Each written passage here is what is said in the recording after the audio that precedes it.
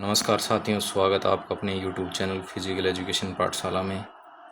साथियों, आने वाले टाइम में बहुत सारे एग्ज़ाम होने वाले हैं। GREE भी फिजिकल एजुकेशन के लिए, KVS, NVS और बहुत सारे स्टेट यूनिवर्सिटीज़ के MPED एंट्रेंस एग्ज़ाम भी अब होने वाले हैं। तो मैं आपकी तैयारी का लेवल जानने के लिए और आपकी तैयारी किस लेवल की हो चुकी है उसके लिए कुछ सिलेक्टेड MCQs लेके आया हूँ। और ये MCQs मैंने NTA द्वारा कंडक्ट करवाए गए CUET एंट्रेंस एग्ज़ाम से सेलेक्ट किए हैं, क्योंकि जो टफेस्ट लेवल जो अभी देखा जा रहा है वो NTA का ही है। जो सबसे अच्छे लेवल के क्वेश्चन बनते हैं वो NTA द्वारा बनाए जा रहे हैं फिजिकल एजुकेशन के। तो आप अपनी तैयारी का लेवल चेक कर सकते हैं। तो चलिए शुरू करते हैं। MPED BPED एंट्रेंस के लिए भी ये। तो चलिए, first question. The E-Forts were a board of 5 magistrates in ancient Sparta. Which of the following were the role of E-Forts? देखो, E-Forts जो थे वो 5 मजिस्ट्रेट का बोर्ड होता था एंशियंट स्पार्टा में। तो इनका मेन मतलब काम क्या होता था, सबसे मेन चीज़ ये पूछ रहा है इसमें। तो ऑप्शन ए है ensure the king acts in A accordance with law. देखो, सबसे मेन चीज़ होती थी कि वहाँ पे लॉ के अकॉर्डिंग काम हो रहा है या नहीं हो रहा।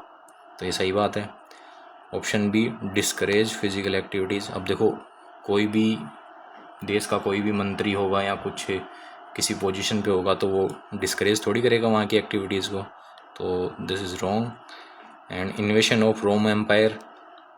रोम एम्पायर पे उनका काम अटैक करना होता था, तो ये भी गलत है। और option D extensive range of judicial and legislative power to save Sparta, ये भी करेक्ट है। क्योंकि कोई भी वहाँ की जो जुडिशरी होती है या फिर वहाँ के जो मजिस्ट्रेट होते हैं अपने एम्पायर को डेवलप करने के लिए रूल रेगुलेशन सारे अच्छे से वहाँ पे इम्प्लीमेंट करेंगे। And option E Sparta home and foreign affairs, ये भी बिल्कुल करेक्ट है। बेसिकली मतलब जो E-Forts थे इस एंशिएंट स्पार्टा में, उनका काम होता था कि कोई भी देश को चलाने के लिए वहाँ पे रूल रेगुलेशन को कैसे लागू करना है, वहाँ की व्यवस्था को देखना, मैनेजमेंट को देखना, और वहाँ के जैसे कि फाइनेंशियल मैटर्स हैं उनको देखना। तो ये सारा काम होता था E-Forces का। तो option A and option D और E are correct. Next question. और मैंने ये क्या एक्सप्लेन भी कर रखे हैं आपके लिए, सॉल्यूशन भी आप इनको पढ़ के और अच्छे से देख सकते हैं एक बार। Question number 2। From which of following mountains did the Spartans use to dispose of imperfect और weak babies? तो देखो, स्पार्टा जो टाइम था तो उस टाइम स्पार्टन्स क्या करते थे, अपने देश में जो भी वीक बेबीज़ पैदा होते थे या कोई भी उनमें फिजिकल डिसेबिलिटी होती थी तो वो एक पहाड़ से उन बच्चों को फेंक देते थे। मतलब बेसिकली स्पार्टन्स का काम क्या था कि एक उनके देश में एक अच्छे सैनिकों की व्यवस्था का निर्माण करना। वो पूरे प्रॉपर फिट होनी चाहिए ताकि अपने रूल रेगुलेशंस और उनकी फोर्स को अच्छे से इम्प्लीमेंट कर सकें। तो वो कौन से एक पहाड़ का नाम था जिससे वो उन जो डिसेबिलिटीज मतलब जो फिजिकली डिसेबल बच्चे होते थे उनको फेंक देते थे, और तो उसका नाम था माउंट टाइग्रिस। ये पहाड़ था स्पार्टा के अंदर। यहाँ छोटे बच्चों को जो भी अगर कोई बीमारी होती थी उनको अंदर, तो उनको यहाँ से नीचे फेंक के मार दिया जाता था। Question number 3। Which sport was not participate in the ancient Rome? Ancient Rome के अंदर कौन सा स्पोर्ट था इनमें से जो खेला नहीं जाता था? देखो, स्विमिंग भी था, ग्लैडिएटर कॉम्बैट भी था, और चैरियट रेसिंग भी थी। जेवलिन नहीं था उस टाइम पे। So right answer will be javelin. Question number 4। Which philosophy of education emphasizes the importance of learning through practical experience and activities, encouraging students to interact with their environment?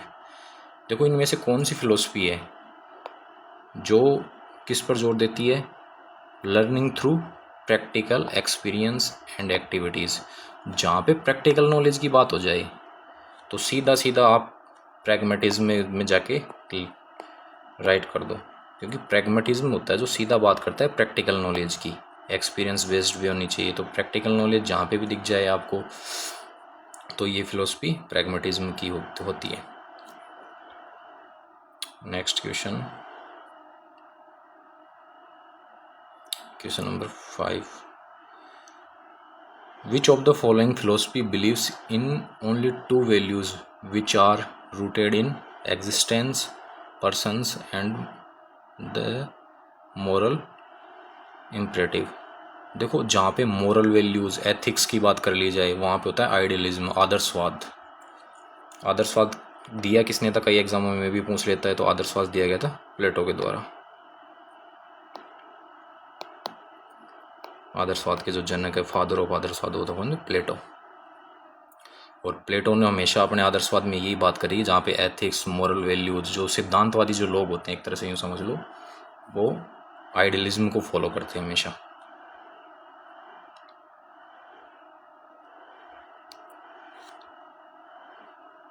Question number 6, which philosopher is associated with idealism. अभी अभी मैंने बताया जहाँ पे idealism की बात की जाए तो सबसे पहली बात तो जहाँ पे एथिक्स, मोरल वैल्यूज, और इसका फादर थे वो थे प्लेटो।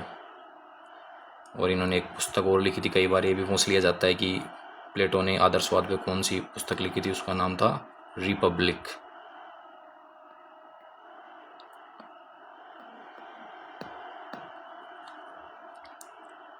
Next question number 7, which theory of play emphasizes the role of play in aiding a child cognitive development. जो बच्चे के कोग्निटिव डेवलपमेंट के ऊपर जो जोर देती है, तो इनमें से कौन सी थ्योरी है प्ले की, वो देखना है। तो ये है कोग्निटिव डेवलपमेंट थ्योरी।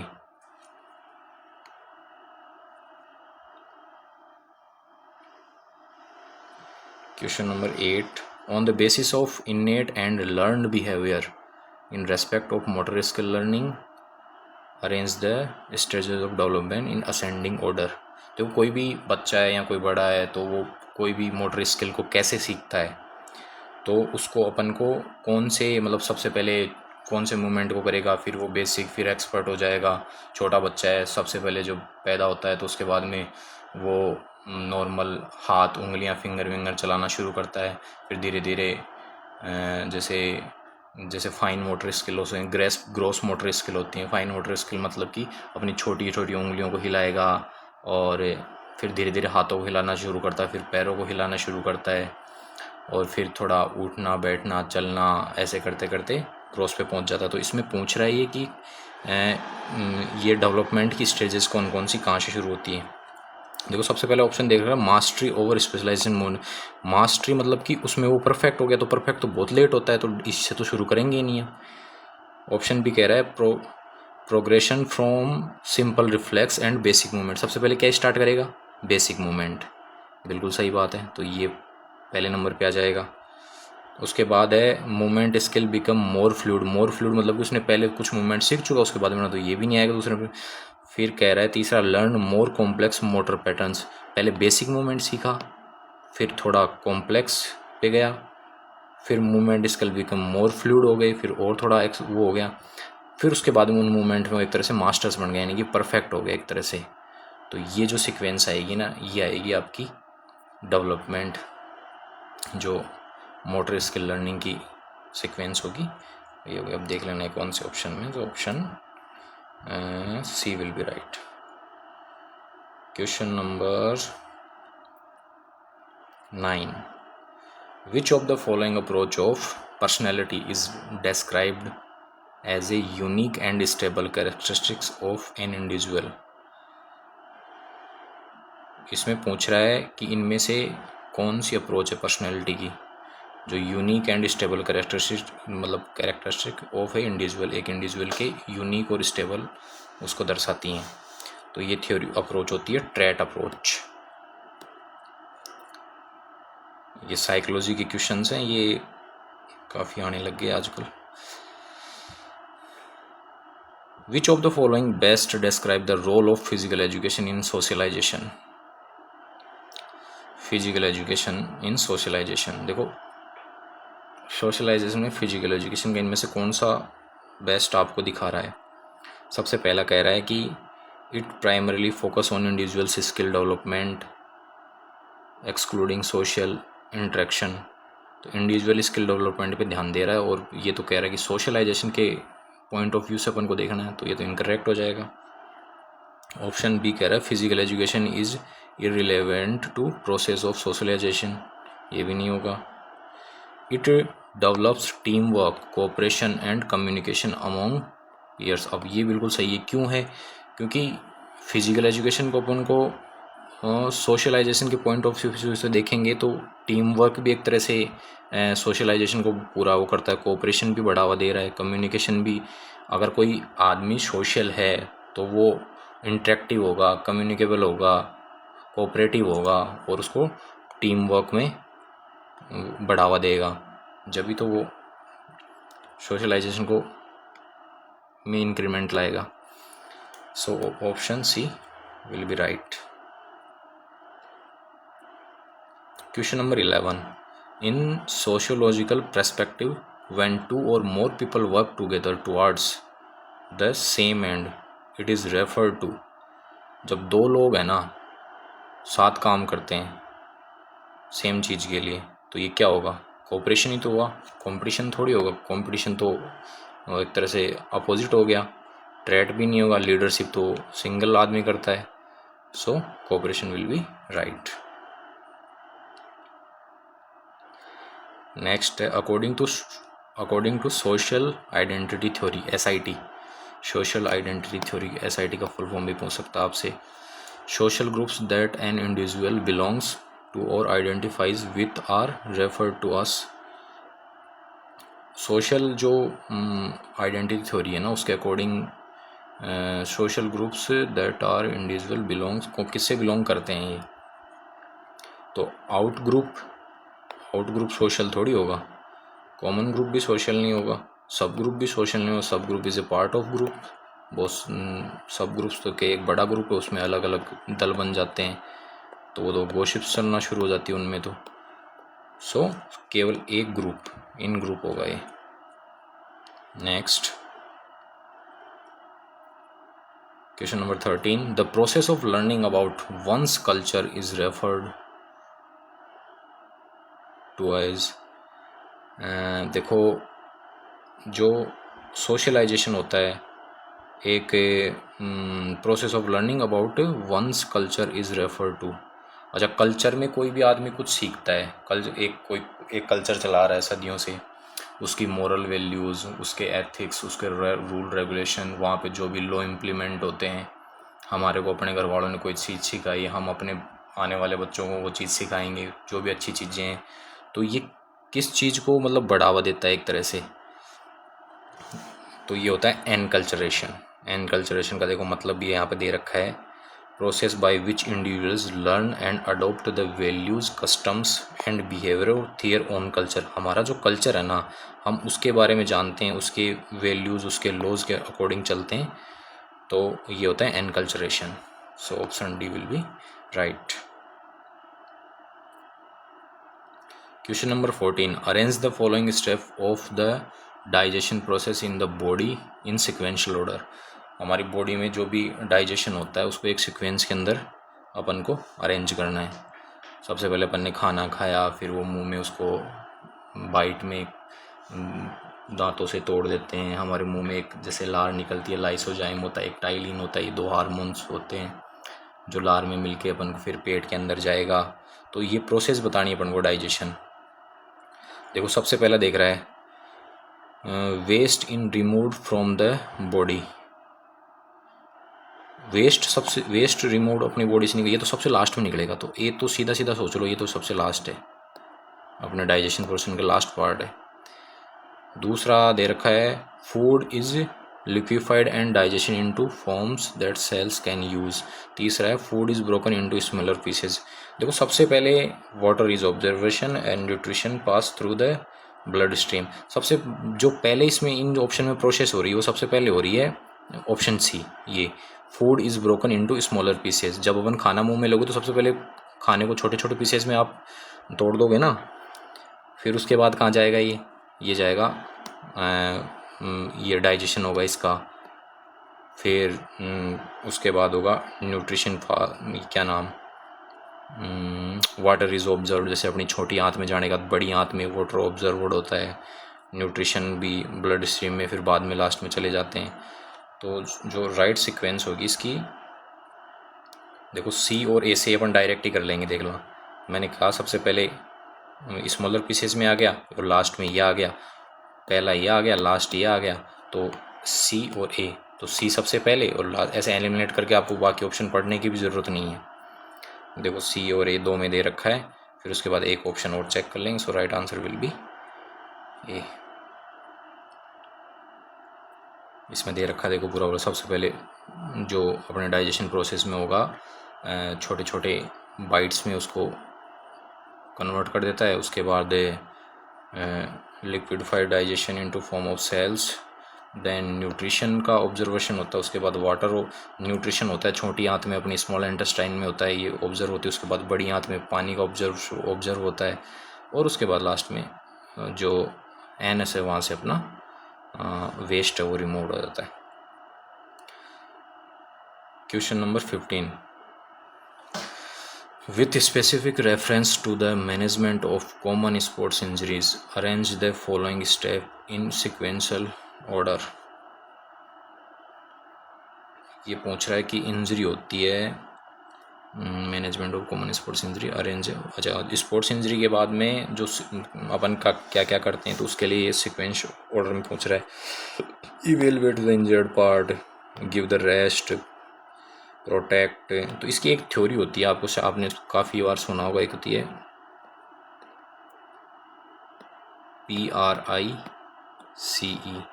एक प्राइस थ्योरी, एक होती है राइस थ्योरी, RICE।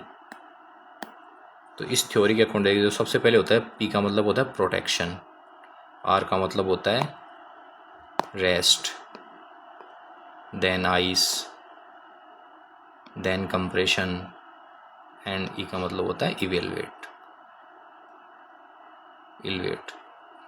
तो सबसे पहले देखो क्या करेंगे अपन, प्रोटेक्ट करेंगे। सबसे पहले प्रोटेक्ट कहाँ दे रखा है, ऑप्शन सी में, तो ये हो गया सबसे पहला प्रोटेक्शन। देन रेस्ट, उसके बाद कोई भी इंजरी होने के बाद खिलाड़ी को क्या देंगे, रेस्ट है ऑप्शन बी में। उसके बाद देखो आई का मतलब होता है आइस, उसके बाद आइस अप्लाई करेंगे। उसके बाद आइस देखो कौन से ऑप्शन में है, एरिया, इलास्टिक बेंडेड, ये रहा 3, तो यहीं से पता लग जाएगा। देखो CBE कौन से ऑप्शन में है, CB यहीं से आ जाएगा direct.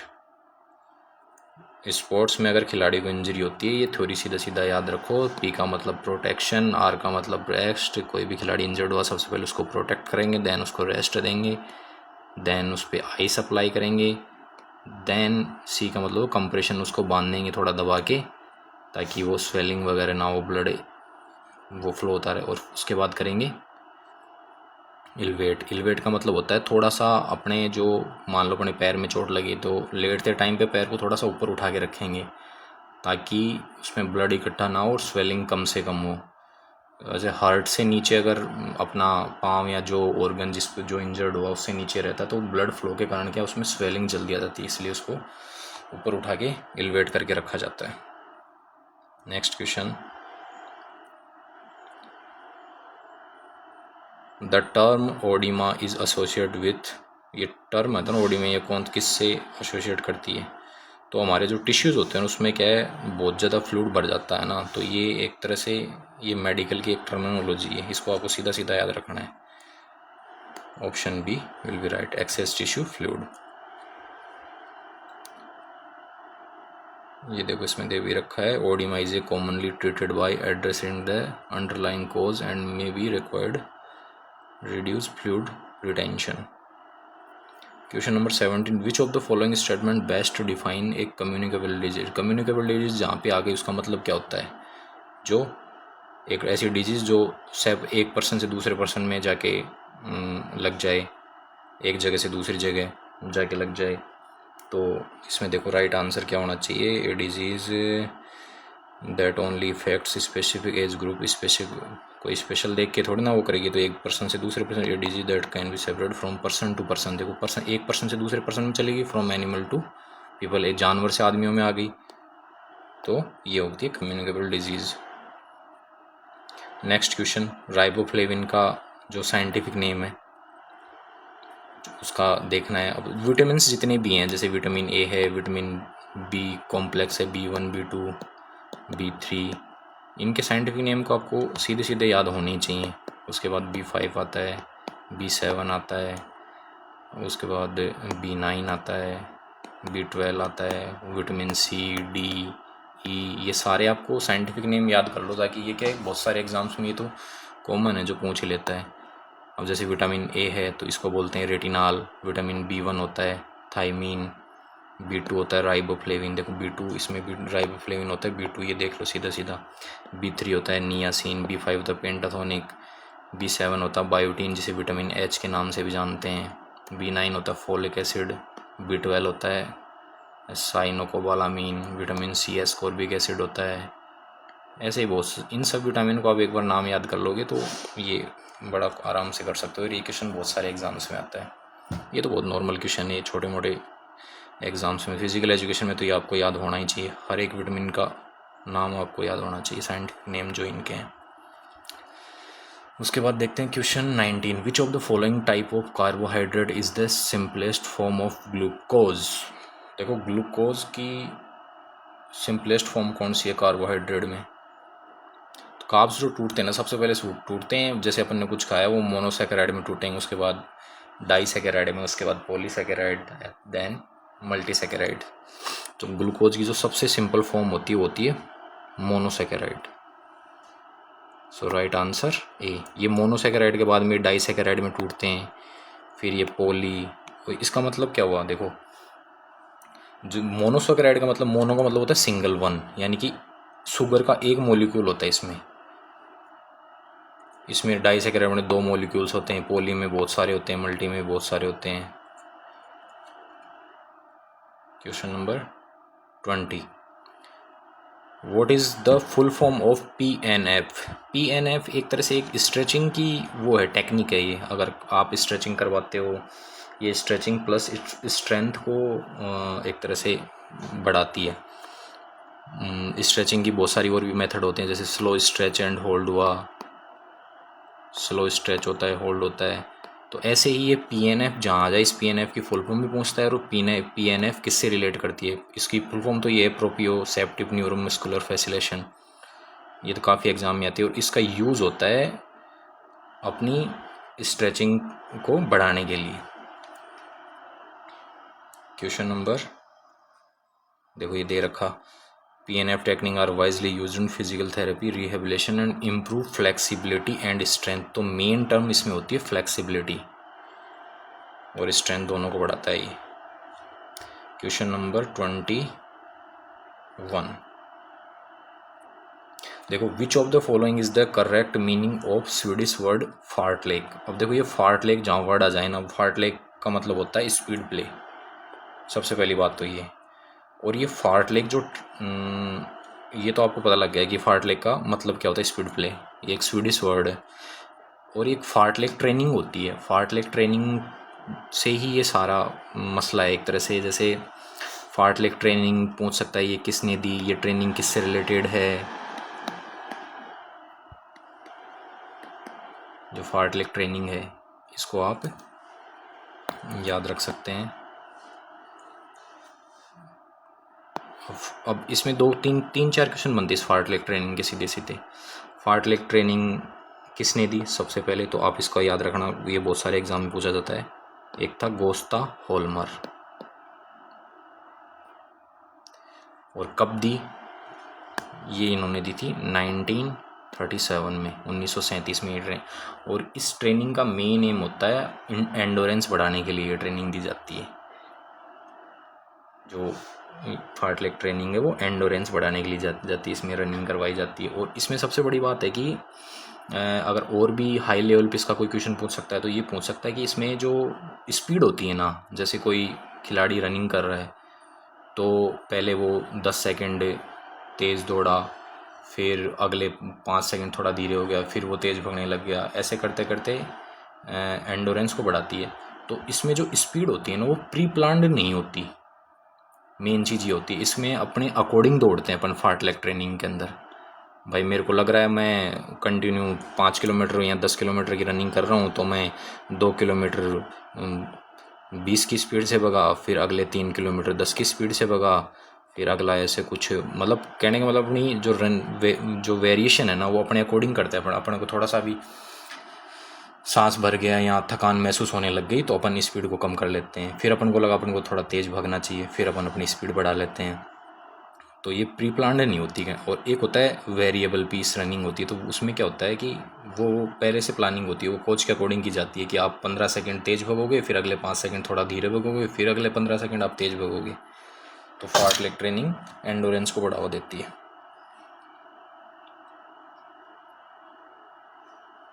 Improve cardiovascular system. Next है question number 22, exercise should be the major component of obesity treatment. देखो ओबेसिटी को कम करना है तो अपन को एक्सरसाइज तो करनी पड़ेगी, सिंपल सी बात है। अब ये कह रहा है by which of the following mechanism में exercise produce a reduction in adiposity. तो देखो सबसे पहले कह रहा है increase lipid oxidation, increase resting metabolism. Exercise करते हो तो इंक्रीज लिपिड ऑक्सीडेशन, लिपिड का मतलब कि अपने फैट वेट को कम करता है, तो ये बात तो सही है। Increase resting metabolic rate, resting metabolic rate को बढ़ाएगा थोड़ी, एक्सरसाइज तो कम करती है ना मेटाबॉलिक रेट को, तो ये तो गलत हो जाएगा। इनकी increase preference for fat, fat को थोड़ी बढ़ाएगी, ये भी गलत है। इंक्रीज लीन टिश्यू डिपोजिशन, ये ठीक। डिक्रीज मेटाबॉलिक रेट, मेटाबॉलिक अच्छा ये मेटाबॉलिक रेट भी ये बहुत सारा ये वर्ड है। इसका मतलब क्या होता है कि आज आप मान लो कुछ खा पी रहे हो और आराम कर रहे हो, तो आराम करने के टाइम पे अपने भोजन को पचाने के लिए एक एनर्जी की रिक्वायरमेंट होती है। तो ये एनर्जी अपन कुछ कर नहीं रहे फिर भी अपने बॉडी में एनर्जी तो लग रही है ना, क्योंकि खाना पचा रहे हो, सांस ले रहे हो, तो इसी को मेटाबॉलिक रेट बोलते हैं एक तरह से। तो इसका आंसर हो जाएगा ऑप्शन पहला सही है, ए इंक्रीज्ड।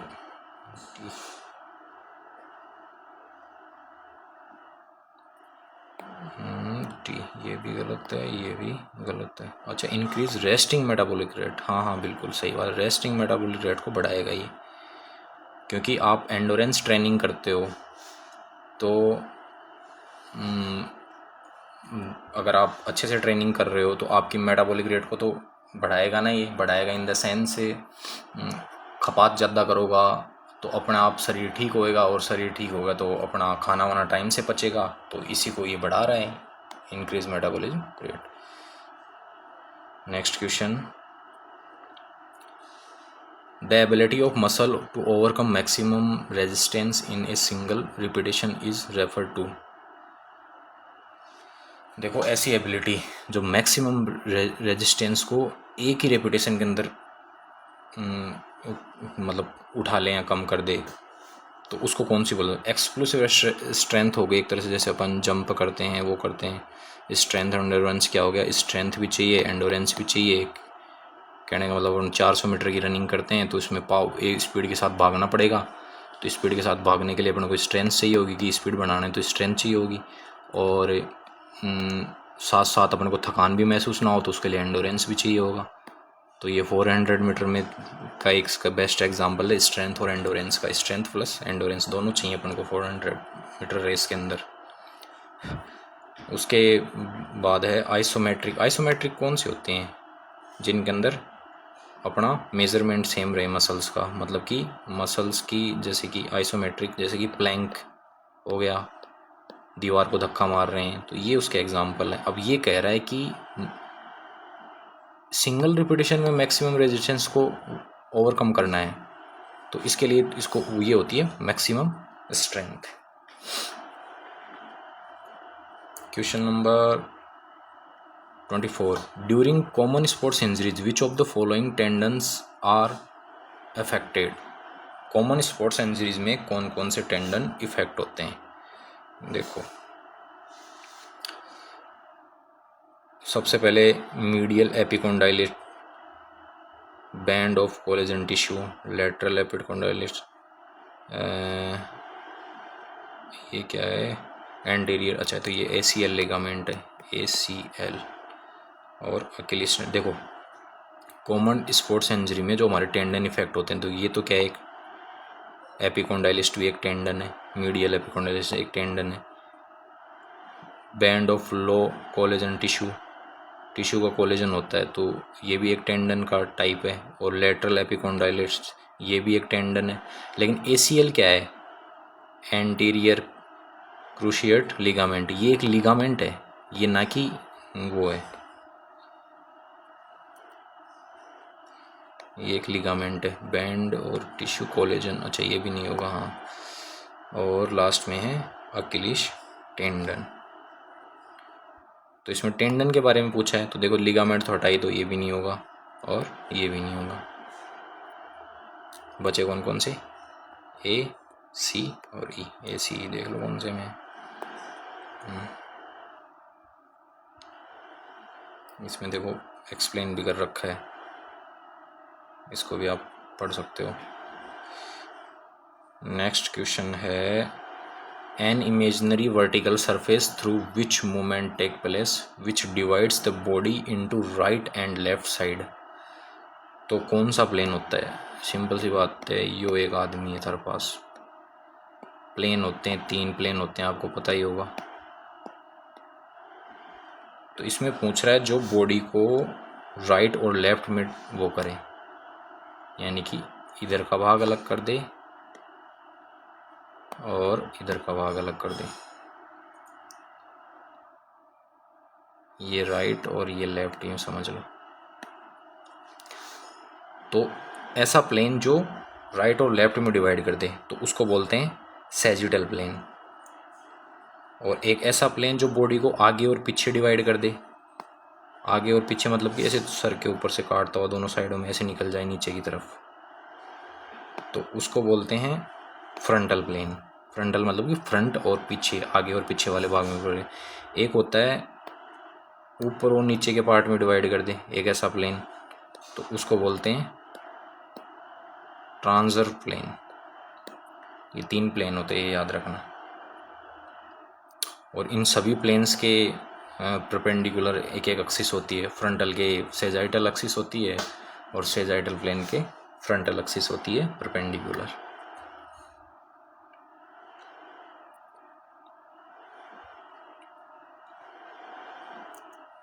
लिस्ट को मैच करना है, ये बड़ा इजी क्वेश्चन है। देखो, सबसे पहले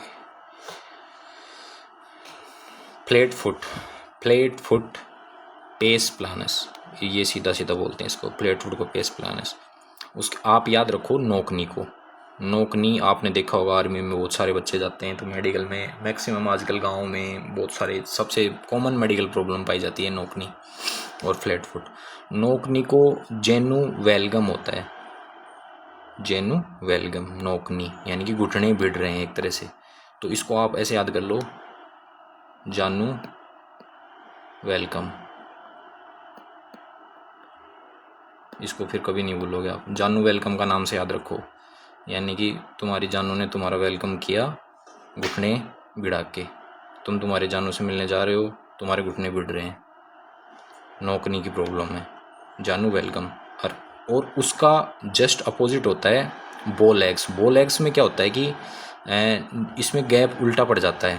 भाई नोकनी में तो घुटने भिड़ रहे हैं, और बोल एग्स में होते हैं घुटने बिल्कुल दूर हो जाते हैं, अपोजिट हो जाते हैं एक तरह से, और ज़्यादा जब बहुत ज़्यादा गैप हो जाता है, ज़रूर से टांगें टेढ़ी हो जाती हैं,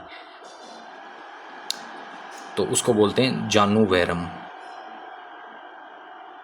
और ये स्वेबैक हो गया, लॉर्डोसिस, एक होता है काइफोसिस, हंचबैक, हम्पबैक। तो इनके अलग अलग नाम याद रखो आप। नोकनी से जानुवेलगम याद रखो, फिर उससे आप आराम से को रिलेट कर लोगे, हो जाएगा। नेक्स्ट,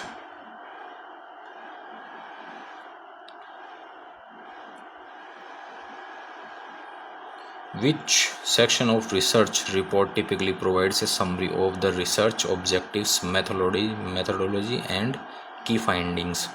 भाई रिसर्च के अंदर लास्ट में पूरी जो भी आपने रिसर्च करी उसकी समरी को, और उसके भाई अपन ने रिसर्च में किया क्या, उसका मेथड में अपनी की फाइंडिंग, मतलब मेन जो रिसर्च में हुआ क्या है उसको कौन दिखाता है? कंक्लूजन के अंदर ही दिखाते हैं सारा, कि फाइनल असेसमेंट होता है एक तरह से कंक्लूजन में भी बताओगे आप कि हमने ये किया, इस रिसर्च के अंदर ये पढ़ा, इसका अंतिम टारगेट ये निकला, गोल्स ये था और ये हुआ। Question number 28, what is the primary purpose of delimiting the sample in research? Delimiting the sample in research, देखो सबसे मेन चीज़ तो ये वर्ड देखा करो। डिलिमिटेशन का मतलब होता है कोई रिसर्च कर रहे हैं अपन, एक गांव में 15 बच्चे वॉलीबॉल के प्लेयर हैं मान लो। अब उन वॉलीबॉल के प्लेयर्स पे अपन को रिसर्च करनी है, तो डिलिमिटेशन क्या हुआ? पहली लिमिट हो गई, एक बाउंड्री हो गई उसके फिक्स, भाई इन 15 बच्चों पे के ही ऊपर अपन इर्द गिर्द रिसर्च करेंगे और वॉलीबॉल के बारे में इन पे रिसर्च करेंगे। यूँ नहीं इनकी बुआजी का लड़का आ रहा है और बाहर निकल के एक छठे को एक बीच में ऐड कर लिया है। पहले सारे लिमिटेशंस फिक्स होती हैं, कहने मतलब किसी भी टॉपिक के ऊपर रिसर्च करते हैं अपन। तो what is the primary purpose, इसका प्राइमरी पर्पज़ क्या होता है? देखो to increase the generalizability of findings, बिल्कुल जर्नलाइजेशन करना ही सबसे मेन मोटिव होता है। To exclude certain elements from the, exclude थोड़ी करो, ये भी गलत है। To extend the complexity of the research design, गलत। Minimize the impact of confounding variable, वो वेरिएबल जो स्टडी पर इफेक्ट डालते हैं वो कन्फाउंडिंग वेरिएबल होते हैं, तो ये भी गलत है। So right answer will be option A. देखो delimiting is a sample involve defined specific boundaries of the study, देखो फिक्स बाउंड्री कर दी। ensuring that the findings are more generalizable and target population by reducing the focus of overly specific factors. Question number 29, which is not a criteria in selecting a problem in research? भाई कोई भी research करते हैं सबसे पहले अपना काम क्या होता है? रिसर्च प्रॉब्लम को ढूंढना। अब ये पूछ रहा है कि कौन सा नहीं है इनमें से, which is not a criteria in selecting a research problem. तो देखो इंटरेस्ट होना चाहिए, जब भी तो अपन किसी टॉपिक के ऊपर या किसी रिसर्च करेंगे तो सबसे पहले अपना इंटरेस्ट की वो ढूंढेंगे। फिजिबिलिटी होनी चाहिए, टूल्स एंड टेक्निक होनी चाहिए। प्री जज थोड़ी ना करेंगे अपन, पहले ही जज करके थोड़ी बैठ जाएंगे भाई ये इसका ये होगा।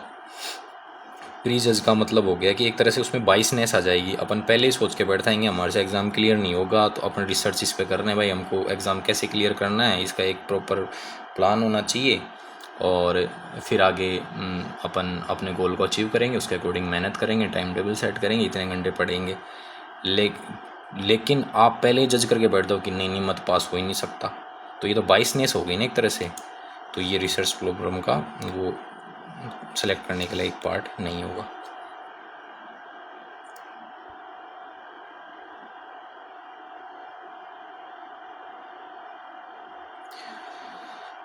विच of the following is a method of probability sampling? भाई ये तो बहुत सारे एग्जामों में आपको और बार बार देखने को मिलेगा। एक होती है प्रोबेबिलिटी सैम्पलिंग और एक होती है नॉन प्रोबेबिलिटी सैम्पलिंग।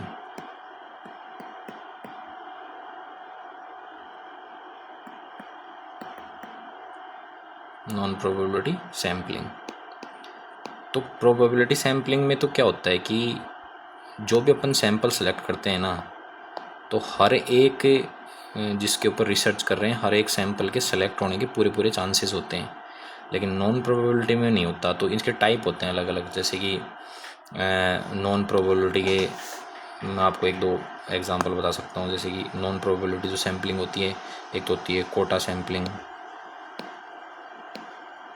एक होती है snowball sampling, SNOW snowball sampling. तो इसमें अपन चेक कर लेते हैं। देखो ये होती हैं कोटा सैम्पलिंग, कन्वीनियंस सैम्पलिंग और परपर्जिव सैम्पलिंग। एक होती है स्नोबॉल सैम्पलिंग। तो ये किसके पार्ट हैं? ये सारे नॉन प्रोबेबिलिटी सैम्पलिंग। और अपन को कौन सी ढूंढनी इनमें से? Probability sampling. तो स्ट्रेटिफाइड सैम्पलिंग और सिंपल रैंडम सैम्पलिंग भी एक इसका ही पार्ट है प्रोबेबिलिटी सैम्पलिंग का, सिंपल रैंडम सैम्पलिंग। तो इसके आप याद कर लो इसको अच्छे से कि सैम्पलिंग दो टाइप की होती है, एक प्रोबेबिलिटी, एक नॉन प्रोबेबिलिटी। प्रोबेबिलिटी सैम्पलिंग में आती हैं simple random sampling, stratified sampling. Stratified sampling के अंदर क्या है, बहुत सारे सब ग्रुप्स में डिवाइड किया जाता है, उन ग्रुप्स में फिर सेलेक्ट कर लिया जाता है कुछ ग्रुप्स को। तो ये स्ट्रेटा का मतलब होता है स्ट्रेटा, इस STRTA इसका मतलब ही होता है कि ग्रुप, सब ग्रुप में होता है एक तरह से। क्वेश्चन नंबर 31, लिस्ट को मैच करना है। मैच करने वाला देखो, pullups flex arm hang for girls. देखो पुलअप्स अगर कोई लाद में लगा रहा है तो पहली बात तो उसमें स्ट्रेंथ होगी, मानते हो आप? स्ट्रेंथ होगी।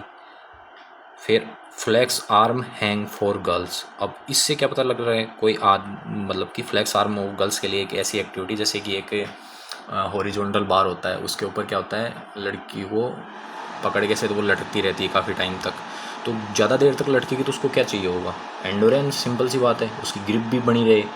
तो स्ट्रेंथ और एंडोरेंस, पुलअप्स और फ्लेक्स आर्म गर्ल्स कहाँ से रिलेट करेंगे? सीधा सीधा स्ट्रेंथ। अब देख लो इन तीनों में कहाँ है स्ट्रेंथ और एंडोरेंस? ये रहा ऑप्शन 3 में, मस्कुलर स्ट्रेंथ और एंडोरेंस। उसके बाद बोल रहा है standing broad jump. Standing broad jump जब भी करेगा तो उसके लिए चाहिए होगी उसको एक्सप्लोसिव स्ट्रेंथ। एक्सप्लोसिव मतलब स्ट्रेंथ मतलब कि स्पीड प्लस स्ट्रेंथ। स्पीड भी चाहिए उसमें और बहुत ज़्यादा ताकत भी, जब भी तो एकदम से जंप लेके वो आगे जाके गिरेगा। तो स्टैंडिंग ब्रॉड जंप का हो गया सीधा सीधा एक्सप्लोसिव स्ट्रेंथ, जिसे प्लायोमेट्रिक एक्सरसाइज करते हैं अपन, जंपिंग एक्सरसाइज करते हैं, ये सारा स्टैंडिंग ब्रॉड जंप और एक्सप्लोसिव स्ट्रेंथ से रिलेट करेगा। उसके बाद है शटल रन। शटल रन क्या होता है? एक शटल रन होता है, एक 50 मीटर यार्ड की वो होती है कि आपने एक कोई भी बॉल हाथ में ली और एकदम से आप भाग के जाओगे, फिर वापस आओगे, फिर भाग के जाओगे, उसको रखोगे। तो एकदम से जल्दी जल्दी जाके आ रहे हो जल्दी, तो उसमें क्या हो जाए, स्पीड और एजिलिटी चाहिए आपको, स्पीड और एजिलिटी। और लास्ट वाला कौन सा है? Shuttle run. तो एक बार ये और दिखा देता हूँ मैं आपको, सीधा सीधा आंसर देखो, pullups strength, flex arm endurance. तो स्ट्रेंथ और एंडोरेंस हो गया, standing broad jump explosive strength हो गया, और शटल रन हो गया स्पीड प्लस एजिलिटी, और 50 मीटर यार्ड डेस्ट हो गया स्पीड प्लस एक्सप्लोसिव स्ट्रेंथ। क्योंकि आप जैसे 100 मीटर रनिंग करते हो तो 100 मीटर रनिंग में आपको एंडोरेंस थोड़ी चाहिए, आपको स्ट्रेंथ और स्पीड चाहिए। एकदम से जोर लगा तो 10 सेकंड में सांस कितना भी भरेगा।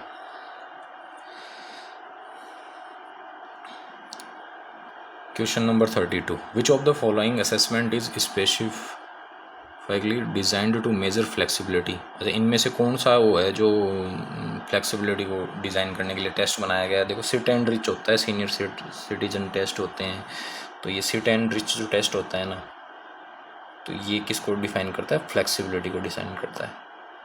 फ्लेक्सिबिलिटी के और भी बहुत सारे टेस्ट है नापने, अलग अलग टेस्ट होते हैं। जैसे स्ट्रेंथ नापने के लिए क्रॉस वेबर टेस्ट है और सीनियर सिटीजन टेस्ट हैं, अलग अलग टेस्ट हैं। तो ये जो फ्लेक्सिबिलिटी के जो स्पेशल डिज़ाइन किया टेस्ट है उसका नाम है reach, sit and reach test.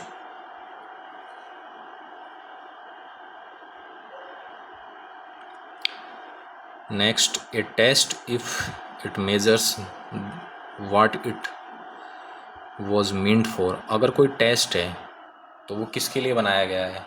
तो वो क्या होगा? उसकी टेस्ट की रिलायबिलिटी कहलाएगा, वैलिडिटी कहलाएगा, या ऑब्जेक्टिविटी और सब्जेक्टिविटी। तो कोई टेस्ट क्या नापता है? तो ये उसकी वैलिडिटी को दर्शाता है। कैसे? जैसे मान लो आपने एक वेट तोलने की मशीन बनाई, अब आप उसके ऊपर खड़े हो रहे हो और आपका वेट वो बता रहा है 72, ठीक है। इसका मतलब मान लो आपका वेट 72 है। तो ये मशीन बनाई गई किसके लिए थी? वेट मापने के लिए, और माप क्या रही है? वेट ही माप रही है। तो ये इसकी वैलिडिटी को दर्शा रहा है कि हाँ ये वैलिड है। अब इसी मशीन को, इसी व्यक्ति को, इस 72 किलो वाले व्यक्ति को अपन वो करते हैं, दूसरी मशीन वेट करने वाली मशीन होती है ना, उस पे लेके जाते हैं, तीसरी मशीन पे लेके जाते हैं। इस 72 किलो वाले को दूसरी मशीन पे जाके तोला तो ये भी 72 किलो का हुआ, यहाँ पे भी 72 किलो बता रहा है और यहाँ पे भी 72 किलो बता रहा है। इसका मतलब क्या हुआ कि ये क्या है? रिलायबल है। रिलायबिलिटी को दर्शाती है कि कोई मशीन, कोई व्यक्ति का वेट सेम है और अलग अलग मशीनों पर उसे टेस्ट किया जा रहा है, तो इसका मतलब क्या है? वो मशीन रिलायबल भी है। और एक मशीन 72 किलो नाप रही है, यानी कि जिस चीज़ के लिए बनाएगी तो वो माप रही है, वो वैलिडिटी है। ये वैलिडिटी और रिलायबिलिटी में फ़र्क है इसका। नेक्स्ट है 34। How many matches will be played in a tournament where 19 team will be participate? Tournament will be knockout cum league. Tournament course है नॉकआउट कम लीग। सो और कह रहा है league will start from semifinal. सबसे पहली बात, 19 टीमों के कितने मैच होंगे? n-1 यानी 19-1, 18 मैच तो ये हो गए सीधे सीधे, ठीक है। उसके बाद कह रहा है लीग कहाँ से स्टार्ट होगी? सेमीफाइनल से। तो सेमीफाइनल में 2 मैच होते हैं ना, पहला सेमीफाइनल, दूसरा सेमीफाइनल, और एक लास्ट हो गया फाइनल। तो 18 + 1 + 1 + 1, 18, 19, 20, 21, so 21 will be right. Marketing committee of organization sports event covers the following aspect. कौन में से कौन से को छोड़ के मार्केटिंग का मीनिंग है? जो मार्केटिंग कमेटी होती है ना स्पोर्ट्स ऑर्गेनाइजेशन, उसका काम क्या होता है बेसिकली, ये पूछ रहा है इसमें। काम इनमें से कौन सा नहीं होता? तो जैसे telecast of A event, marketing committee तो टेलीकास्ट का काम भी होगा, MOU का काम भी होगा, चेकिंग रिम्यूनरेशन ऑफ ऑफिशियल्स, भाई ऑफिशियल कितने आए गए उनका ध्यान रखना थोड़ी होगा मार्केटिंग कमेटी का ना काम। ये तो मैनेजमेंट का काम होगा, वहाँ जो मैनेजमेंट संभाल रहा है उसका काम होगा। और ये लास्ट वाला कहना है मैनेजर्स मेथड ऑफ कम्युनिकेशन, ये भी मार्केटिंग का काम होता है कि कम्युनिकेशन को मैनेज करना। सो राइट आंसर कौन सा हो जाएगा इनमें? Option C. Next, which of the following is not a objective of intramural? Intramural का इनमें से कौन सा ऑब्जेक्टिव नहीं है? बीपेड एमपेड कॉलेजों में इंट्रामोलर आयोजन करवाए थे, स्कूलों में भी इंट्रामोलर होने लग गए अब तो, स्कूल कॉलेज सब में होते हैं इंट्रामोलर। इंट्रामोलर का सबसे मेन पर्पज़ होता है मैक्सिमम पार्टिसिपेशन हो, ये है सबसे मेन पर्पज़ इसका। मेन मोटिव कभी भी पूछे इंट्रामोलर का तो मास पार्टिसिपेशन, ज़्यादा से ज़्यादा लोग भाग लें उसके अंदर। सेकंड है रिक्रिएशन, थर्ड है हेल्थ, और हाई परफॉर्मेंस। ये नहीं होता, हाई परफॉर्मेंस का कोई लेना देना थोड़ी है, परफॉर्मेंस चाहे कम रह जाए, मेन होता है पार्टिसिपेशन बढ़ाना, परफॉर्मेंस और ये बाद की चीज़ें हैं। Total number of medals won by India in 35th Asian Games, 35वें एशियन गेम्स के अंदर टोटल मेडल थे इंडिया के भैया 107। So option B will be right. उसके बाद पूछ रहा है how many gold medals were won India in Asian Games? यही 35वें एशियन गेम्स के अंदर कितने मेडल जीते थे इंडिया ने? कौन से मेडल? Gold medal. गोल्ड मेडल थे total 28। So right answer will be 28। Asian Games में अगर आपके करंट में कोई भी एग्ज़ाम है तो सबसे मेन चीज़ होता है करंट एग्ज़ाम का कि वो पूछेगा आपके आसपास के टाइम पे साल भर के अंदर कौन कौन से बड़े टूर्नामेंट हुए और उनमें इंडिया ने कितने मेडल जीते। Which state hosted Khelo India university games 2023? 2023 के किसने होस्ट करे थे? उत्तर प्रदेश ने। ये अलग अलग कौन सी कोई सी पूछा, अब 2025 के कौन कर रहा है? सो ये सारा आपको करंट के अकॉर्डिंग याद रखना है, ये वाले क्वेश्चन करंट बेसिस पे बनते हैं main. Which of the following grand slam tournaments is played on grass? Grass पर कौन सा खेला जाता है? विलम्बडन। और बाकी ये जैसे ऑस्ट्रेलिया ओपन हुआ, फ्रेंच ओपन हुआ, ऑस्ट्रेलिया तो खेला जाता क्ले कोर्ट पे। और यूएसबी क्ले कोर्ट पे, विलियमडन ग्रास पे।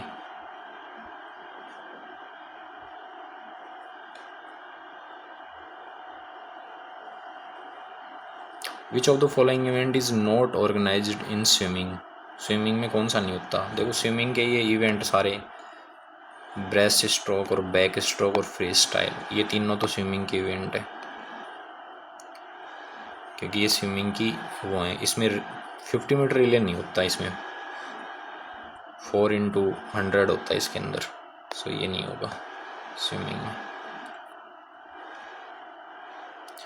What is the radius of centre circle in basketball court? Basketball court के अंदर ये पूरा बास्केटबॉल कोर्ट है, मान लो बास्केटबॉल कोर्ट की साइड आपको पता ही होगी 28 और 15। तो यहाँ क्या होता है, सेंटर के अंदर एक सर्कल बना होता है। ये पूछ रहा है इसकी रेडियस कितनी है। इधर वो बास्केटबॉल की रिंग लगी रहती है, इधर भी रिंग लगी रहती है, समझ लो। तो ये पूछ रहा है इसकी रेडियस क्या है। यहाँ रेडियस होती है ये यहाँ से लेके यहाँ तक की सर्कल की, तो ये होती है 1.80, 1.80 मीटर। और सबसे कमाल की बात, आप इसको याद करोगे तो इसके साथ एक चीज़ और याद कर सकते हो। जो अपना वॉलीबॉल के अंदर नेट होता है, तो नेट के बीच में एक वॉलीबॉल में एंटीना होता है, आप सबको पता होगा। ये नेट है वॉलीबॉल का, ये नेट है, ठीक है। तो यहाँ एक एंटीना लगा होता है, तो इस एंटीने की हाइट भी 1.80 होती है, याद रखना। दोनों साइड एंटीने लगे होते हैं, तो इस एंटीने की हाइट भी कितनी होती है, 1.8। सो बास्केटबॉल कोर्ट की जो रेडियस होती है ना सेंटर में, उसकी भी 1.8 होती है और एंटीने की भी 1.8 होती है। इससे आपके 2 क्वेश्चन क्या है, क्लियर हो जाएंगे। उसके बाद पूछ रहा है लिस्ट मैच करनी है अपन को।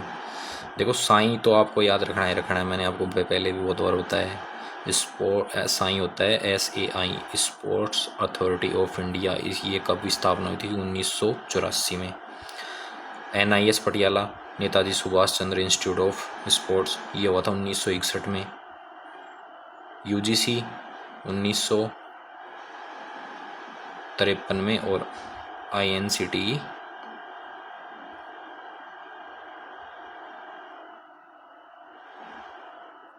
1995। तो साई का तो याद रखना, साई की full form sports authority of India 1984, NIS Patiala 1961। देख लेना आप कौन सा मैच कर रहा है इसमें आराम से। Next, who was the first president of Indian Olympic committee? Indian Olympic committee का पहले प्रेसिडेंट कौन थे? सर दोराबजी टाटा थे। और सबसे पहले जैसे कि IOA बोलते हैं इसको अपनी को, इंडियन ओलंपिक एसोसिएशन, इसकी स्थापना कब हुई थी, 1927 में। और इसके जो पहले प्रेसिडेंट थे ये थे सर दोराबजी टाटा, इनका याद रखना। उसके बाद अलग अलग प्रेसिडेंट बने IOA के, तो इन IOA के उसके बाद जैसे दूसरे प्रेसिडेंट भूपेंद्र सिंह जी बने थे। तो ये क्या है, अगर आपको आपके एग्ज़ाम के लेवल के ऊपर डिपेंड करता है कि अगर आप कोई भी BPED एंट्रेंस या MPED एंट्रेंस का एग्ज़ाम दे रहे हैं, तो वो सिंपल सा IOC की स्थापना और पहले प्रेसिडेंट के बारे में पूछेगा। आप थोड़ा सा TGT PGT या और हायर जाते हो, तो उसके अंदर पहला प्रेसिडेंट कौन था, दूसरा कौन था, तीसरा कौन था, तो उनको according to your higher education आप उसको देख सकते हैं। नेक्स्ट है, which city hosted the first Khelo India para games 2023? तो पहले जो खेलो इंडिया पैरा गेम्स हुए थे वो दिल्ली में हुए थे, और खेलो इंडिया गेम्स भी दिल्ली में हुए थे। अगर पैरा होता तो वो भी दिल्ली में ही हुए थे, दिल्ली, फिर उसके बाद पुणे, फिर उसके बाद ग्वालियर, फिर उसके बाद पंचकुला हरियाणा, ऐसे हुए थे। तो इनका सीक्वेंस भी याद रखना, कौन से गेम कहाँ कहाँ हुए थे, क्योंकि जितना बड़ा एग्ज़ाम होगा उसके अंदर उतना हाई लेवल का क्वेश्चन पूछे जाएंगे आपको। Arrange the following events according to the day wise schedule of ancient Olympic games. Ancient Olympic games होते थे, उनके अंदर डेज के अकॉर्डिंग अपना उनको शेड्यूल का अरेंज करना है। देखो सबसे पहले क्या होता था, फुट रेस, रेसलिंग, कोई भी कहीं पे भी चाहे किसी भी गेम करो, डायरेक्ट ये थोड़ी करेंगे। सबसे पहले होती है ओथ। देखो किसमें दे रखा, ओथ और सेक्रीफाइस। जो एंशियंट ओलंपिक गेम थे ना, उसके अंदर सबसे पहले शपथ और सेक्रीफाइस में क्या करते थे ये लोग करते थे, बैल जो होता है ऑक्स, उसकी बलि देते थे उस टाइम पे। और इसके अंदर एक बहुत बड़ा जैसे फेमस वाक्य है कि तीसरे दिन जब गेम होता था ना, तीसरे दिन लगभग 100 बैलों की बलि दी जाती थी। तो पहला तो आ गया ये ओथ, ठीक है, सेलिब्रेटिंग थ्रू फास्टिंग। फिर ओथ के बाद क्या करेंगे, मार्च पास्ट, ठीक है। फिर उसके बाद ये फूड रेस और ये बाकी आ जाएंगे, सेलिब्रेशन थ्रू फास्टिंग, और लास्ट में सेलिब्रेट कर लेंगे। तो देखो पहला और लास्ट वाला अपने देखो पहले आएगा बी और सेकंड पे डी, बी डी देख लो, और लास्ट में ई आई रहा है, बी डी और लास्ट में, इसको चेक कर लेना आप, देखो ये रहा लिखा हुआ सारा, बी डी और oath, sacrifice, march past, foot race, 3-foot race and another round of sacrifice and oath।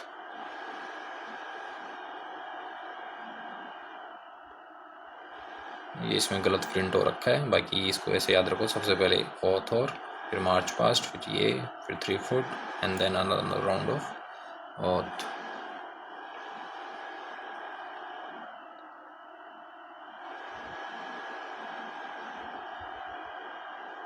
Arrange the following step correct sequence in learning new motor skill. Motor skill का मैंने आपको बता ही दिया, सीक्वेंस के अंदर कैसे कैसे अरेंज करना है, तो मैं ये आपको डायरेक्ट ही बता देता हूँ। सबसे पहले देखो टास्क को अंडरस्टैंड करते हैं, उसके बाद मेंटल विजुअलाइज करते हैं, उसके बाद रिपीट और प्रैक्टिस करते हैं, देन बिल्ड द स्किल, और इन द एंड ये feedback. Arrange socialization sports through, ये क्वेश्चन आप खुद कर सकते हो, इसमें आपको नॉर्मल जैसे कॉमन सेंस वाले क्वेश्चन नहीं है, पढ़ोगे कर लोगे। अब देखो ये अच्छा question, during blood circulation the heart muscle contract and the impure blood passes through the heart and lungs, then purified blood flow through a sequential process। impure blood passes through the heart and lungs, then purified blood flow the through sequence। अब ये कह रहा है जो purified blood होता है ना, देखो अपने हार्ट में 4 चैम्बर होते हैं, ये अपना हार्ट है, ये मान लो, ये 4 चैम्बर हो गए, ये हो गया राइट ऑरिकल, और ये हो गया लेफ्ट ऑरिकल, ये हो गया atrium, right atrium, left atrium, और राइट वेंट्रिकल और लेफ्ट वेंट्रिकल, और यहाँ होते हैं फेफड़े, ये लंग्स होते हैं, ये जो होती हैं सुपीरियर वेना कावा, एक होती है इन्फीरियर वेना कावा। मतलब जो इम्प्योर ब्लड है, डीऑक्सीजनेटेड ब्लड है, वो सबसे पहले कहाँ आएगा, राइट ऑरिकल में, फिर उसके बाद जाएगा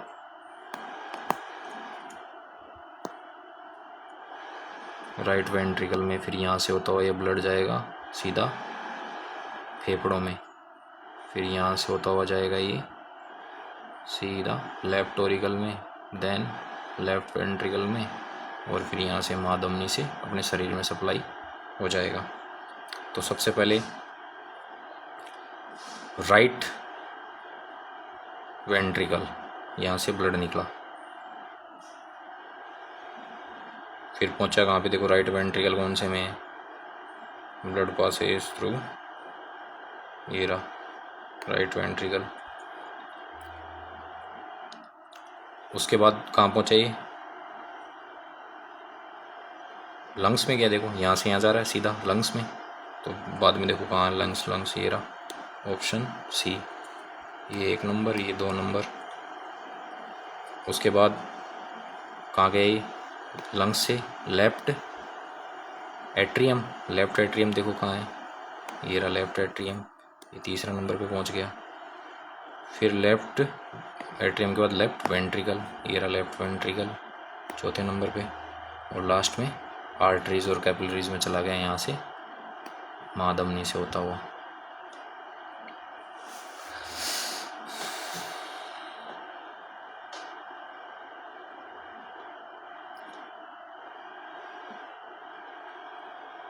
last question, arrange the following training cycles as per year duration in descending order. देखो सबसे याद रखा करो आप, तो सेशंस सबसे छोटा होता है, ठीक है, ओलंपिक साइकिल सबसे बड़ा होता है, और ये इसको याद रखना आप कैसे, माइक्रो, मीजो और मैक्रो। माइक्रो, मीजो और मैक्रो, देखो इसको याद करने का तरीका है, इन तीनों में सबसे बड़ा कौन सा होता है, देखो इन तीनों में सबसे बड़ा ए है ना, ए, जैसे मैक्रो होता है, मैक्रो सबसे बड़ा, तो मैक्रो में देखो एम तीनों में सेम है, लेकिन ए को याद रखो, जैसे ए ऐसे बन रहा है ना, ए दिखने में बड़ा हो रहा है इन आई और ई के कंपैरिजन में, ए में ज़्यादा वो लग रहा है, तो ये सबसे बड़ा होता है मैक्रो, तो इनको याद रखो, माइक्रो, मीजो, मैक्रो। और इस मैक्रो से भी छोटा होता है सेशन। सेशन जैसे कि कोई सेशन, कोई गेम कर रहे हैं अपन, तो अपन ने आधे घंटे का सेशन ले लिया, 1 घंटे का सेशन ले लिया, ये चलते हैं कुछ दिनों में, ये तो चलता है एक तरह से घंटों में, हावर्स, ये 2-5 दिन का हो गया, ये 3-5 वीक का हो गया, ये 1 साल का हो गया लगभग प्लान, ये सारे ट्रेनिंग में काम में लेते हैं अपन। और उसके बाद होता है ओलंपिक साइकिल, ये सबसे लंबा पीरियड होता है किसी भी स्पोर्ट्स ट्रेनिंग में, के पार्ट हैं ये सारे के सारे। नेक्स्ट क्वेश्चन, इसमें आप देख लेना, फिर इसको अरेंज कर लेना। देखो कौन सा इसमें सबसे, ओलंपिक साइकिल सबसे बड़ा डी और सबसे लास्ट में छोटा ई, तो डी और ई देख लो कौन से में आ रहा है, ये रहा डी और E, C A B, micro, देखो macro, micro, meso, C A B. Next question, अब मैं आपको कुछ जो मेन इंपॉर्टेंट क्वेश्चन है वो बताता हूँ। देखो 51, a player who applies more force and tosses the shot put at the correct angle has a greater displacement of shot put. कोई प्लेयर है ज़्यादा फोर्स लगा के शॉट पुट को फेंक रहा है, तो सिंपल सी बात है ज़्यादा एंगल और ज़्यादा दूरी पर जाएगा वो। तो आगे कह रहा है wherever a play who exert less force has lesser displacement, अगर कोई कम जोर लगाएगा तो कम दूरी पे जाएगा। विच of the following law applies in the above statement. अरे भाई ज़्यादा फोर्स लगाओगे तो सिंपल सी बात है ज़्यादा दूर तक जाएगा, कम लगाओगे तो कम, ये कौन सा जो लॉ है अपना न्यूटन का उसको फॉलो कर रहा है, लॉ ऑफ एक्सेलरेशन। पहले लॉ कोई, सेकंड लॉ कोई तो अप्लाई कर रहा है ना, ये लॉ ऑफ इनर्शिया पहला लॉ है। ये लॉ ऑफ इनर्शिया ऐसे कहता था कि कोई वस्तु अगर स्थिर अवस्था में तो वो स्थिर में रहेगी जब तक फिर उसको अपन बाहर का कोई फोर्स न लगाएं। कोई वस्तु अगर गतिशील है तो वो गतिशील रहेगी जब तक उसको अपन बाहर का कोई फोर्स लगा के रोके ना। तो law of acceleration second law of inertia first law of action reaction ये थर्ड लॉ है। ये तीनों लॉ ये भी याद रखना।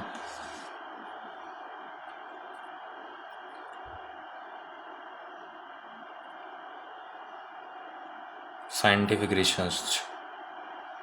रिसर्च का जो रिसर्च के जो सीक्वेंस होती है वो याद रखना। सबसे पहले अपन रिसर्च प्रॉब्लम देखते हैं, तो इसमें रिसर्च प्रॉब्लम तो शायद ऑप्शन में नहीं है इसमें।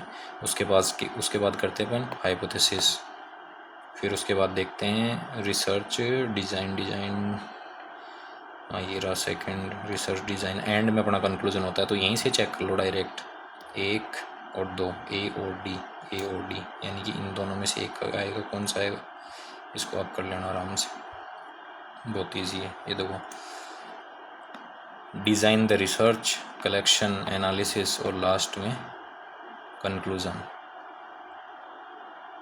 Arrange the following function of sports event management in sequential order. Sports management का जो सीक्वेंस होता है ना वो ये भी काफ़ी एग्जाम में बहुत ईजी है। बीपेड एमपेड एंट्रेंस में तो पूछा जाता है, टीजीटी पीजीटी में भी काफ़ी बार पूछ रखा है, केवीएस एनवीएस बहुत सारे एग्जामों में आ रखा है ये क्वेश्चन। तो इसको याद करने का सीधा एक फॉर्मूला होता है पॉस डी कॉर्ब, ये याद रखना मैनेजमेंट का रूल है।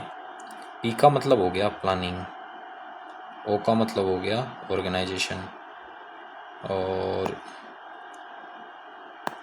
उसके बाद एस का मतलब हो गया स्टाफिंग, उसके बाद डायरेक्टिंग, और सी और आर का मतलब हो गया, इस पूरे का मतलब हो गया कोऑर्डिनेटिंग।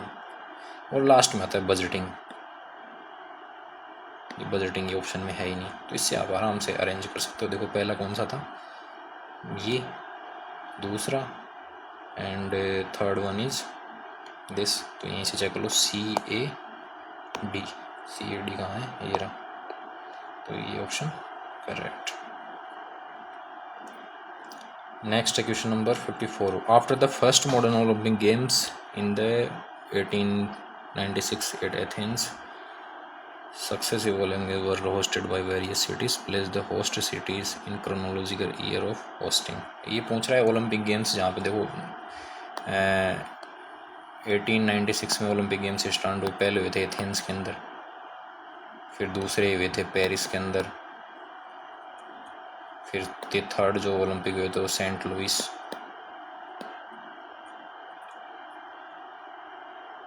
एथेंस, पेरिस, फिर लंदन, चौथा जो हुआ था लंदन में हुआ था,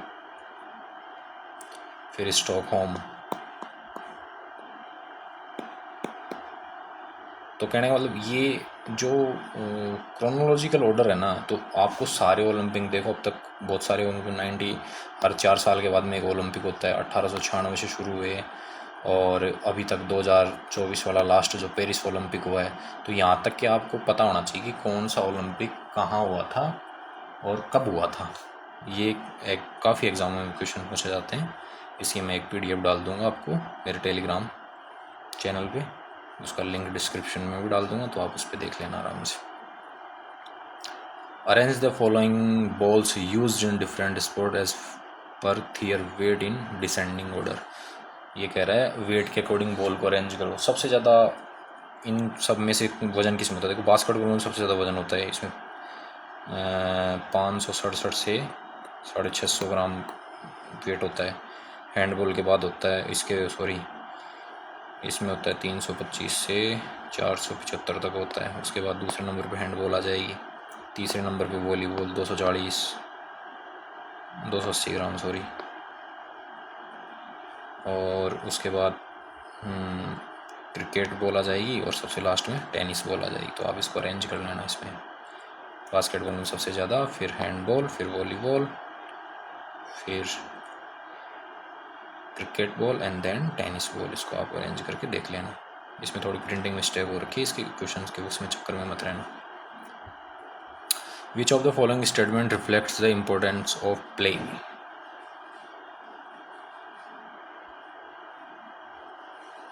ऑप्शन कह रहा है कि play is absolutely necessary for physical growth, सही बात 6।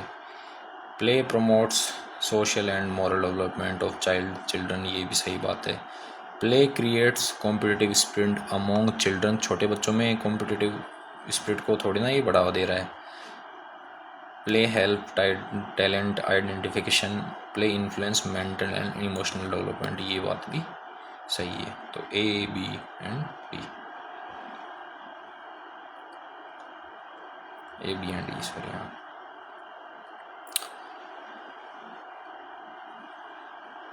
ये क्वेश्चन थोड़ा छोड़ दो, इसको आप कर लेना, इजी है वैसे तो, देख लो आप इसको अगर कर सकते हो तो।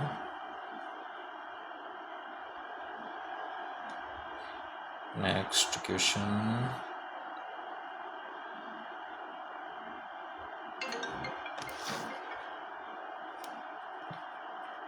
क्वेश्चन है स्पोर्ट्स, इसको भी आप एक बार करके देखिए।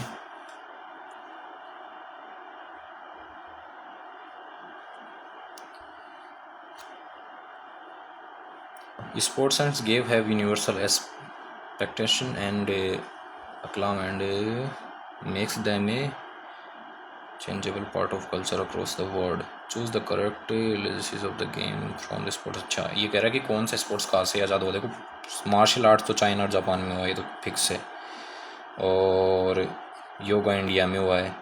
ये पूछ रहा है इनमें से कौन सा सही नहीं है। जिम्नास्टिक बिल्कुल, ये भी सही है, स्वीडिश और अब ये बैडमिंटन, ये तीनों सही हैं। B, C और E, देख लो B, C, कौन से में, ऑप्शन B में। और heart consist of various layers of muscles, हमारे हार्ट में अलग अलग होते हैं। तो देखो एंडोकार्डियम, एपिकार्डियम, मायोकार्डियम, एंडोकार्डियम। इसकी सीक्वेंस होती है ई पी ई, इससे याद रखें। Epicardium, pericardium and endocardium. Epi, peri, endo, ये हार्ट की लेयर होती हैं। लेकिन ये हो ना मायोफाइब्रिल और ये मायोफिलामेंट्स, ये होते हैं अपने मसल्स के अंदर छोटे छोटे फिलामेंट, मसल सेल्स होती हैं बेसिकली। तो ये मायोफाइब्रिल और मायोफिलामेंट्स होते हैं, मसल्स के पार्ट हैं ये, ना कि ये लेयर्स हैं। ये आप देख लेना, बहुत ईजी है। बैलेंस डाइट का which of the following statement are correct with the respect of balance diet. Balance diet के लिए कौन सा इनमें सही है आपको चेक करना है। बैलेंस डाइट बिल्कुल ईजी है, कॉमन सेंस वाला क्वेश्चन है, आप इसको करके देखना। आंसर इसमें दे रखा है और एक्सप्लेनेशन भी दे रखा है, आप चेक कर सकते हो। Next question, which of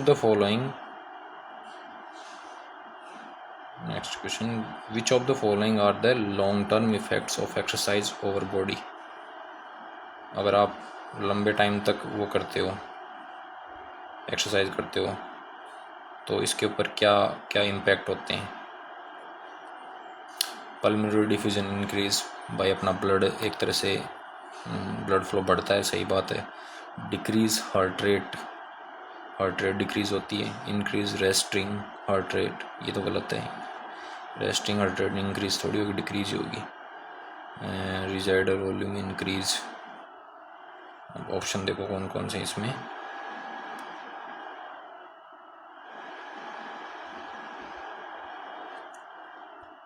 increase blood pressure थोड़ी बढ़ेगा, ये भी गलत है। शो ऑप्शन रिजाइडल वॉल्यूम इंक्रीज और decrease heart rate.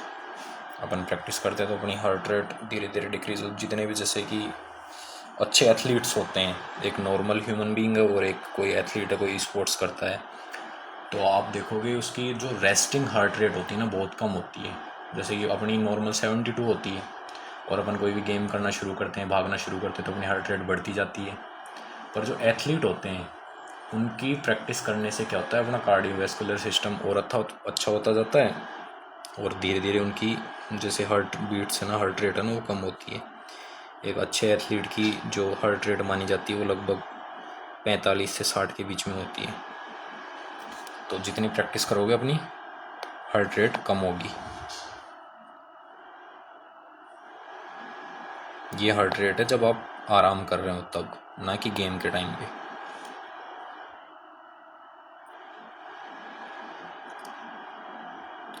Frictional forces occurs between two surfaces in contact when one slides or tend slides over the which factor influence frictional forces।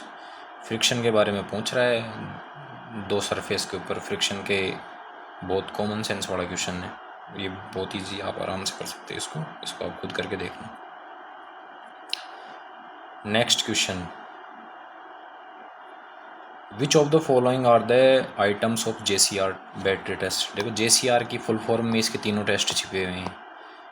J का मतलब jump, C का मतलब चिनिंग up, और R का मतलब run. तो देख लो इसमें कौन सा है। जंप, वर्टिकल जंप हो गया, एक हो गया चिनिंग अप्स हो गया, पुलअप्स तो है ही नहीं, गलत। स्टैंडिंग ब्रॉड जंप भी नहीं होगा, और शटल रन हो गया।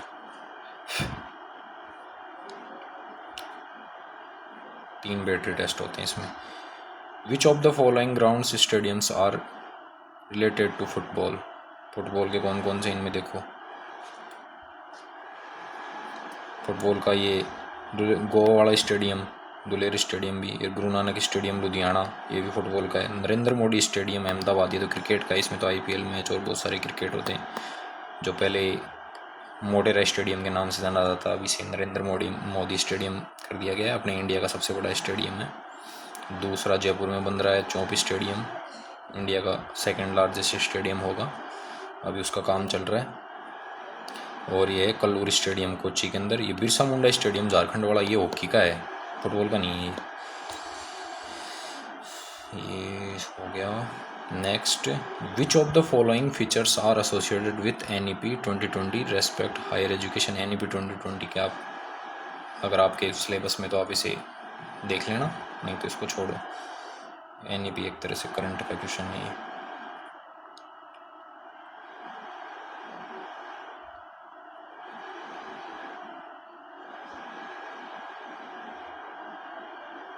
पैन क्रिएशन, ये जो अलग अलग वर्ड हैं कौन कौन से गेम में कहाँ कहाँ होते थे। देखो सबसे पहले है पैन क्रिएशन। पैन क्रिएशन एक तरह का कंबाइंड स्पोर्ट्स होता था ये, an event combined running and race. इसके अंदर रनिंग और रेसलिंग दोनों इंक्लूड होते थे। पैन क्रिएशन ये हो गया। Hoplitodromos, a race where competitors and run is full armour, जहाँ पे ये कंपटीशन होता था रनिंग के उसको ये बोलते थे। डायलोस होता था स्प्रिंटिंग रेस ऑफ 400 मीटर को, इसको डायलोस बोलते थे। और tethrippon 4 horse chariot race. Next, pragmatism, जहाँ पे प्रैक्टिकल नॉलेज दिख जाए, प्रैक्टिकल और एक्सपीरियंस बेस्ड कोई भी काम हो, तो इनमें देखो कौन सा है। प्रैग्मेटिज्म उससे रिलेट हो जाएगा। आइडियलिज्म एथिकल वैल्यूज से रिलेट करेगा। और जो साइंटिफिक एक तरह से चीज़ें हैं उनको रिलेट करेगा। नेचुरलिज्म और रियलिज्म ये आपस में आप आराम से बहुत ईजी है, मैंने पहले भी एक्सप्लेन कर दिया, इसको आप देख लेना। इसको यहाँ पे एक्सप्लेन भी कर रखा है। देखो प्रैग्मेटिज्म तो हमेशा एक्सपीरियंस और प्रैक्टिकल नॉलेज पे जोड़ डालता है, और नेचुरलिज्म होता है जो साइंटिफिक मेथड उन पे जोड़ डालता है, और रियलिज्म होता है existence of objective reality independent of perception. और idealism reality shaped by human perception, यानी कि एथिकल मोरल वैल्यूज होती हैं आदमी की, उसके ऊपर वो करता है। Transfer learning, practice, variability, feedback, frequency, ये छोड़िए, ये आपके फिजिकल एजुकेशन में नहीं पूछा जाएगा एक तरह से उसका। Alveolus is exchange of gases.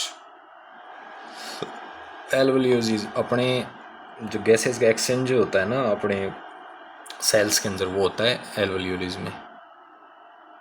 और डायफ्राम का काम क्या होता है, अपने जैसे फेफड़ों के नीचे एक मसल होती है जो अपने फेफड़ों को कॉन्ट्रैक्ट और रिलैक्स करवाती है, तो उसको बोलते हैं diaphragm. Muscle help expand and contract, expand करवाएगी और कॉन्ट्रैक्ट करवाएगी, ये डायफ्राम का काम होता है। ट्रैकिया होता है regulate air flow and distribution, और passage for air and enter leave the lung.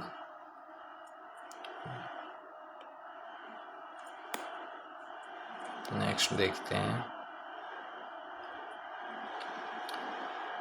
Match करना है विटामिन ए। विटामिन ए का काम क्या होता है, विटामिन ए को बोलते हैं रेटिनॉल, और जितना विटामिन ए की कमी होती है उसकी आंखें उतनी कमज़ोर होती हैं। तो आँखों को विज़न को बढ़ाने के लिए, दृष्टि को बढ़ाने के लिए कौन सा विटामिन काम लेते हैं, vitamin A, important for vision. अच्छा, उसके बाद कैल्शियम क्या होता है, अपनी बोन, टीथ, हड्डियों को मजबूत करता है कैल्शियम। उसके बाद होता है आयरन। आयरन का काम क्या होता है, आयरन हमारे ब्लड में ऑक्सीजन ट्रांसफॉर्मेशन में हेल्प करता है। हमारे ब्लड में जब ऑक्सीजन पहुंचती है तो आयरन उसका हेल्प करता है ऑक्सीजन पहुंचाने के लिए सेल्स में। और विटामिन सी क्या करता है, आयरन को एब्जॉर्ब करवाने में काम करता है।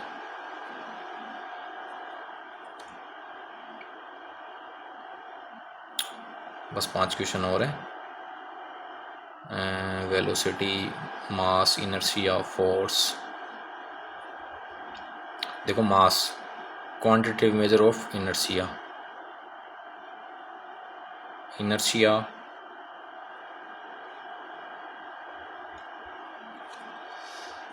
देखो इनर्शिया क्या होता है, कोई भी अपने पास वस्तु है उस तो इनर्शिया क्या करेगा, अपन मान लो वहाँ यहाँ पे वजन रखा हुआ, इस वजन को उठाएंगे तो अपन को जोर आएगा, तो ये एक तरह से अपनी स्थिति में परिवर्तन का जो विरोध करता है ना ये बल, उसको बोलते हैं इनर्शिया। तो resistance to change in motion, मतलब कि उसके मोशन में चेंज करने में जो रेजिस्ट पैदा करता है वो होता है इनर्शिया। उसके बाद है फोर्स। फोर्स क्या होता है? Mechanical distribution of load. Velocity क्या होती है? Rate of change of position, स्थिति में परिवर्तन की दर, वेग, rate of change of position. तो इनको मैच कर लेना आप। 72 रिसर्च का क्वेश्चन है ये। एक्सपेरिमेंट रिसर्च क्या होती है? Experiment research, case study, longitudinal research. सबसे पहले जो इजी होता है ना उसको क्लिक किया करो आप। जैसे इसमें देखो लॉन्गिट्यूडनल रिसर्च होती है। जो लॉन्गिट्यूडनल क्या होती है कि बहुत लंबे टाइम तक एक ही चीज़ पे रिसर्च करते रहे अपन। एक बच्चा है उस पर रिसर्च कर रहे हैं और वो जब तक 15 साल तक का नहीं हो जाता तो वो उस बच्चे के ऊपर लॉन्गिट्यूडनल रिसर्च कहलाएगी। तो इसमें देख लो सबसे लंबे टाइम के लिए कौन सी हो रही है? ये हो रही है collect data from same subject repeatedly over A extended, फिर काफ़ी लंबे टाइम तक। अब सी में एक आ गया तो सी में देखो, सी में तीन कौन कौन से में? इसमें है और इसमें है, तो इन दो को तो काट दो आप सीधा सीधा। उसके बाद आप करो केस स्टडी रिसर्च क्या होती है? केस स्टडी होती है कि किसी भी केस के ऊपर स्टडी करना, यानी कि कोई आदमी के ऊपर स्टडी कर रहे हैं, बिल्कुल डेप्थ में स्टडी कर रहे हैं, उसका कोई केस बन गया। तो जैसे कि इसका होगा examine behaviour event ETC in depth. कोई भी इवेंट के ऊपर या कोई भी किसी के बिहेवियर के ऊपर अपन बिल्कुल डेप्थ में स्टडी करते हैं ना, तो होता है केस स्टडी रिसर्च। अब बी में आ गया 4। अब देखो बी में 4 कौन कौन से में? दोनों में ही है, तो ठीक है। फिर एक और चेक करो, कोरिलेशनल रिसर्च कौन सी होती है? कोरिलेशन, जो कोज एंड इफेक्ट के बीच में जो रिसर्च होती है वो होती है कोरिलेशनल रिसर्च। अब कोज एंड इफेक्ट क्या होता है? जैसे कि मान लो आपको अपनी लेग्स की स्ट्रेंथ बढ़ानी है, तो आपने क्या करा? आपने स्क्वेट्स लगाना शुरू करे, जंपिंग स्क्वेट्स लगाना शुरू करें, तो आपकी स्ट्रेंथ बढ़ गई। तो ये क्या हुआ कि आपने स्क्वेट्स लगाए, आपका कारण क्या बना? कोज। स्क्वेट्स लगाना आपका कोज बना, इससे हुआ क्या? इफेक्ट क्या हुआ? स्ट्रेंथ बढ़ी। तो ये जो इन स्क्वेट्स और स्ट्रेंथ के बीच में जो रिलेशन है ना, ये एक्चुअल में कोरिलेशन कहलाता है। Validity, reliability, objectivity, fairness. Validity और रिलायबिलिटी मैंने आपको बताया, कोई चीज़ किसके लिए बनी है, क्या वो माप रही है, तो वो वैलिडिटी कहलाएगी उसकी।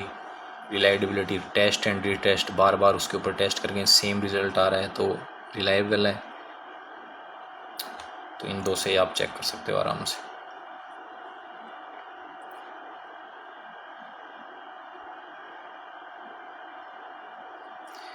Asian Games Tokyo, Asian Games Jakarta, Asian Games Guangzhou, Bangkok, कौन से एशियन गेम कहाँ हुए थे, इसको आपको मैच करना है।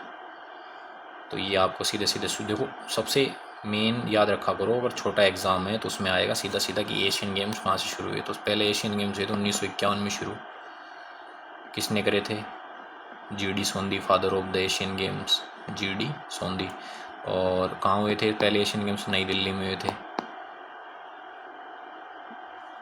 और फिर हर 4 साल बाद एशियन गेम्स हुए हैं, तो उनकी एक आप लिस्ट बनाओ और पूरे एशियन गेम्स को प्रॉपर याद करो। जैसे Olympic, Asian games, Commonwealth game, अगर जितना हायर एग्जाम होगा ना तो उसमें वो शुरू के कभी नहीं पूछता, उसमें बीच के पूछता है। अब ये तो NTA द्वारा कंडक्ट करवाया। अब देखो एमपेड एंट्रेंस के इस लेवल के क्वेश्चन पूछ रहे, तो आप बाकी एग्जामों में तो सोच ही सकते हो आने वाले टाइम पे और लेवल कितना बढ़ रहा है। आज का अंतिम क्वेश्चन, फुटबॉल, आर्चरी, बैडमिंटन और एथलेटिक्स, इनमें कौन किसकी फेडरेशन है? देखो badminton association of India, BAI badminton की होगी। एथलेटिक्स हो जाएगी एथलेटिक्स फेडरेशन ऑफ इंडिया, ये हो जाएगी। फुटबॉल की ये हो जाएगी, आर्चरी की ये हो गई। ये फेडरेशन है अलग अलग इनकी, याद रखना। तो इससे आपको अपने लेवल का पता लगेगा कि आपने जो तैयारी करी, आप इसमें से आपके कितने क्वेश्चन सही हुए। कमेंट करके हमारे कमेंट सेक्शन में बताएं आप। और आगे आप ऐसे ही मॉक टेस्ट की और क्लास देखना चाहते हैं, अच्छे लेवल के क्वेश्चन देखना चाहते हैं, तो आप हमारे चैनल से जुड़िए। Like, share and subscribe. मिलते हैं जल्दी अगले वीडियो में कुछ नए धमाकेदार क्वेश्चंस के साथ। तब तक के लिए खाइए, पिए, मौज करिए और खेलिए। धन्यवाद।